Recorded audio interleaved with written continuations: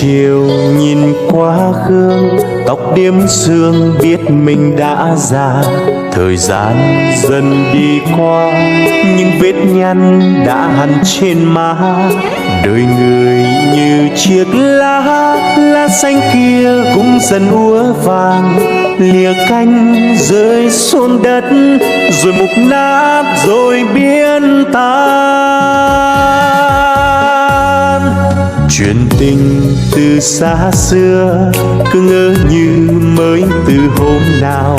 Cuộc đời tựa chiêm bao cùng chóng qua như là thay áo.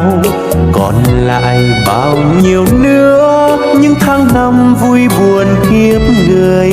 Giận hơn hay ghen ghét hay bỏ buông cho đời mãi tươi.